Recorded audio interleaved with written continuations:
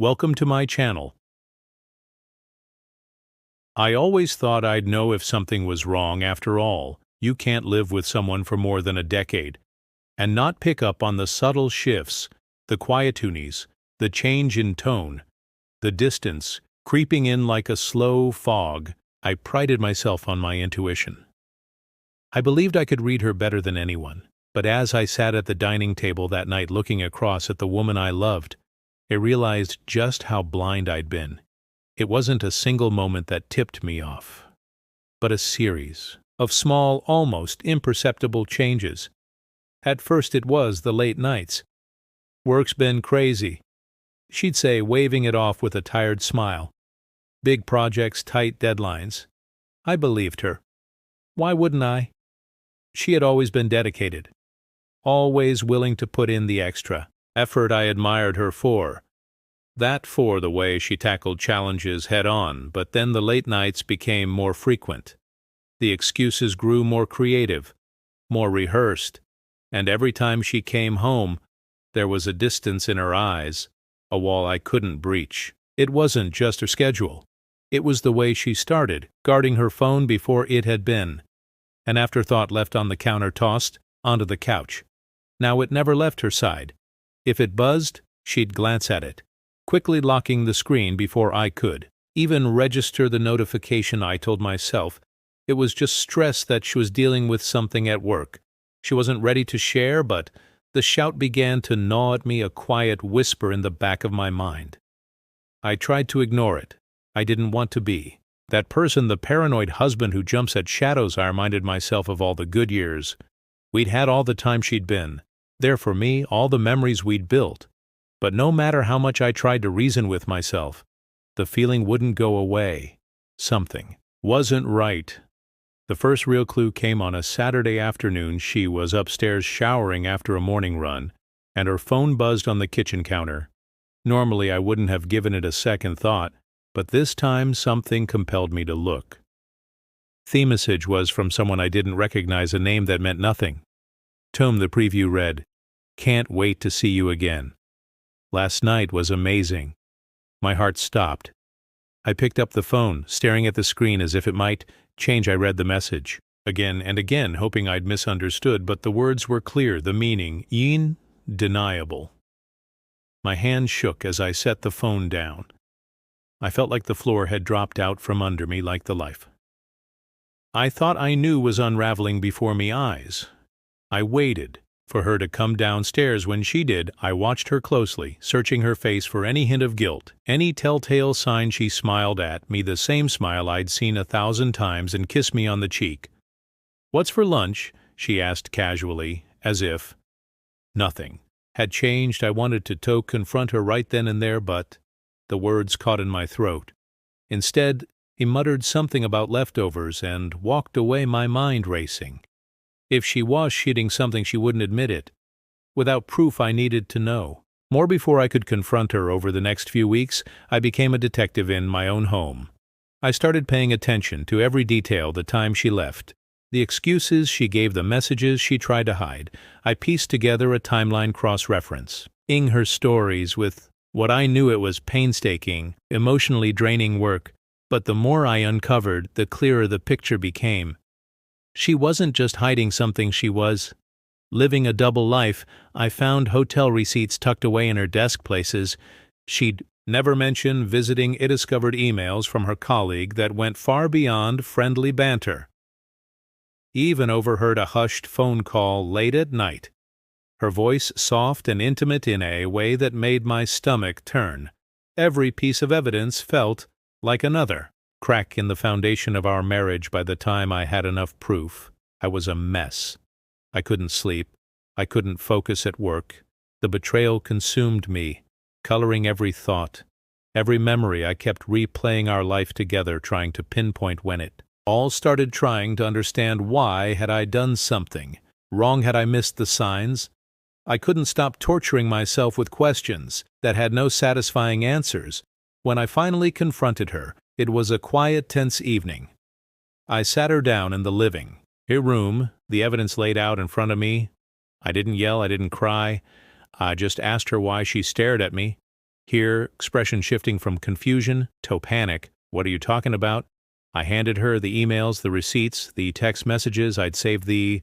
Tell me these don't mean what I think they do. Her face went pale. She opened her mouth to speak, but now words came out. I could see the wheels turning in her mind, the frantic search for an explanation, an excuse. But there was no excuse that could erase what I'd seen. I didn't mean for it to happen, she said finally, her voice barely above a whisper. I don't know what I was thinking. I wanted to believe her to believe that. It was just a mistake, that it wasn't as bad as it seemed. But the evidence told a different story. This wasn't a one-time lapse in judgment. This was deliberate, planned, repeated. It wasn't just a mistake. It was a choice I gave you. Everything, I said, my voice trembling. It arrested you. I loved you, and this is what you do? She started to cry, pleading for another chance, promising it was over, that she'd change, that she'd do whatever it took. But I couldn't hear her over the sound of my own heartbreak, the life we'd built together, the future we dreamed of. It was all built on lies, and no amount of promises could rebuild what she had destroyed that night. I left. I needed time to think, time to breathe. I drove aimlessly through the city, the streets a blur as I tried to make sense of the wreckage. I didn't know what the future would hold, but I knew one thing. For certain things would never be the same again. I didn't contact her for weeks, ignored her texts, let her calls go. To voicemail, I stay at a friend's house, my mind a storm of anger, sadness, and disbelief. Every day, I fought the urge to confront her again, to demand more answers, to rehash the same painful truths. But each time I stopped myself. What good would it do? I'd already seen.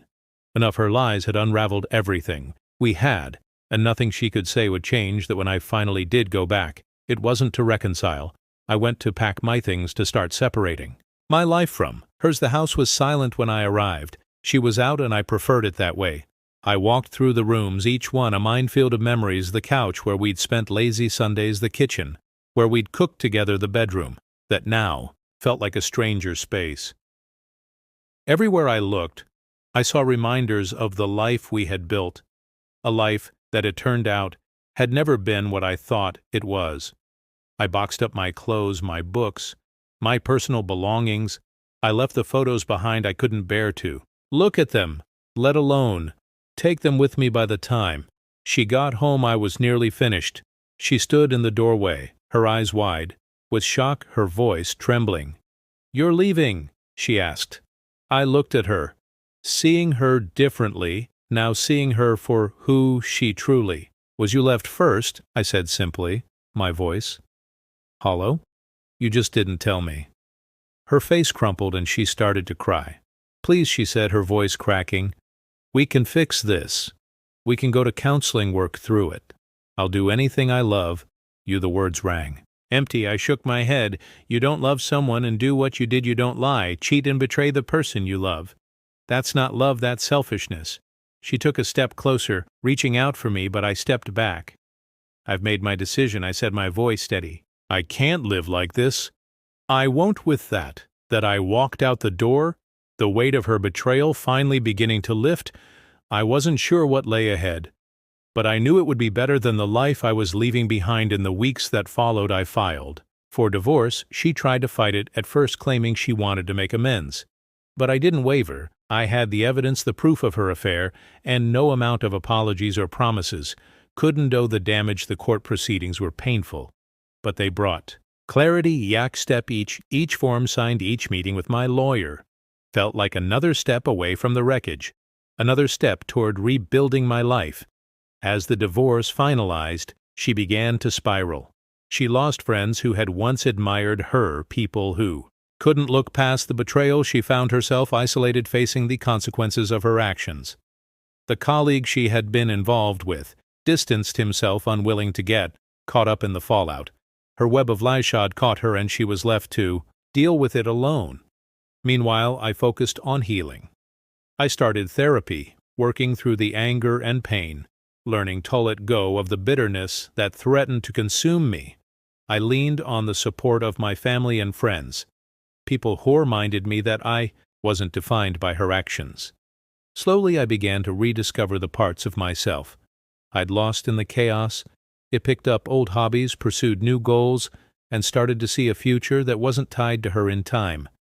I opened myself up to the idea of love again. It wasn't easy and it wasn't quick. I took my time learning to trust again, to believe that not everyone would let me down. When I eventually met someone new, it was different. There were no walls, no lies, no secrets, just honesty and mutual respect. It was a reminder that love could be real and genuine, not a tangled web of deceit. Looking back, I don't feel hate for her. I don't feel regret for the years we spent together. I see it as a chapter in my life, a painful, difficult chapter that taught me more about myself than I ever thought possible. Her web of lies destroyed her life, but it didn't destroy mine. I came out stronger, wiser, and ready to build a life that was honest, fulfilling, and entirely my own.